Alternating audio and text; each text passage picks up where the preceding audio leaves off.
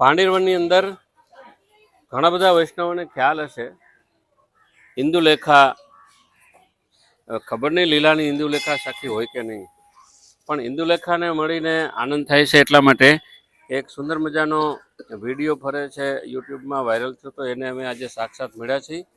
એ અહીંયા જ રહે છે, અસલ વ્રજવાસી છે. ये क्या माधुरी क्या बोलते हैं, माधुकरी सबको खिलाती है. 2 मिनट उसको सुनिए ब्रजभाषा में. राधे राधे. राधे राधे, सबको राधे राधे. हम जूनागढ़ से आए. जी जी, गुजरात. बोलिए फटाफट. श्री राधे. मेरा नाम इंदुलेखा है और राधा रानी की असीम कृपा से भांडीर वन में इस भांडीर वट की सेवायत है. तो देखो, आप जब भी ब्रज में भ्रमण करने के लिए आते हो तो ठाकुर जी की लीलाओं का ही आनंद लोगे, क्योंकि अनंत लीलाएं हैं हमारे ठाकुर जी की.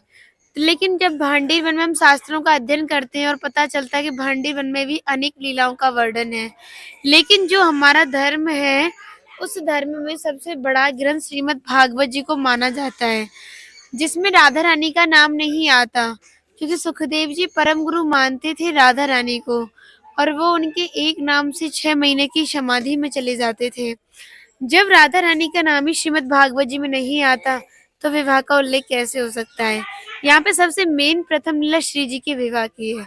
लेकिन जिस भांडीर वट के नीचे खड़े हो, इसका श्रीमद् भागवत जी में प्रमाण मिलता है. 10वें स्कंद के 18वें अध्याय में 22वां श्लोक कि बृहंतो बाहि मानस्य 4 यंत्रस्य गोदनम भांडीरकम नाम वटम जम्बू कृष्णा प्रोगमा. यानी वट वृक्ष इतना विशाल था कि 4 योजनों में फैला हुआ था. ठाकुर जी की शाखाओं पर चढ़ के यमुना महारानी को पार कर जाते थे. और मान्यता बताई जाती है ठाकुर जी की 9 लाख गाय इसी वट वृक्ष के नीचे बैठ के विश्राम करती थी. तो माताएं जो भी माखन, मिर्ची, रोटी इत्यादि प्रसादों में रख देती थी, तो सभी ग्वालबाल एकत्रित होकर दोपहर का भोजन लेते थे.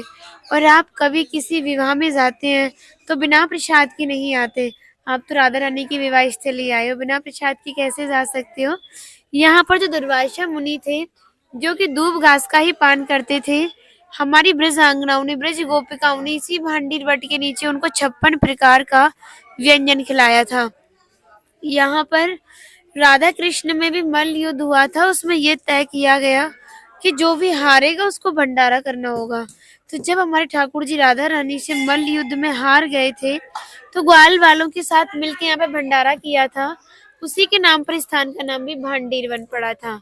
यहाँ पर यज्ञ पत्नियों ने भी ठाकुर जी को भोजन प्रसादी खिलाई है, क्योंकि ये जो भांडीर वन था ये मुंजाट वन था. इसका भी श्रीमद् भागवत जी में श्लोक आता है कि पित्वान मुखेर तान कृच्छाद योगाधीशो व्योम चहत तापस्यति क्यों मणि पुनर्भांडीर माँ पिता. यानी पूरे जंगल में आग लग गई थी, तो ग्वालबाल उसी अग्नि से जलने लगे.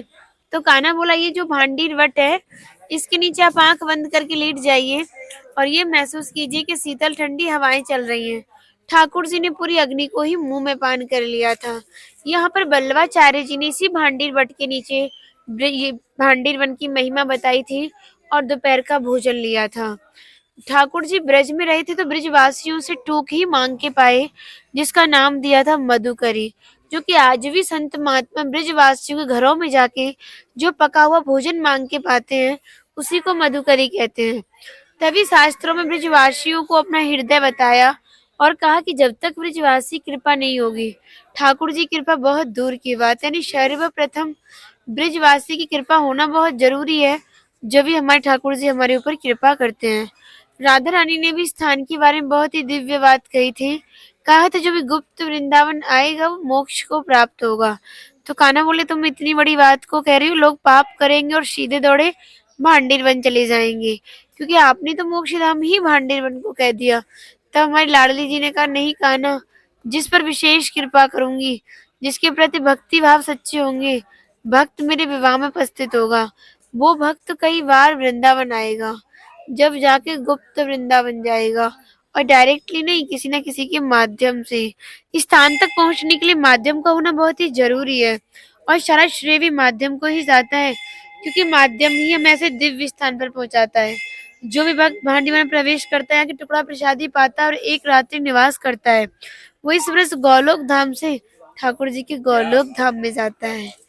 और कोई भी भक्त भांडीवन आना चाहता है और भांडीवन में आके कुछ जानकारी प्राप्त करना चाहता है तो मेरा नंबर है 9818847055। इस नंबर के माध्यम से आप और भी जानकारी ले सकते हैं, क्योंकि यहाँ पे सेवाएं बदलती रहती हैं।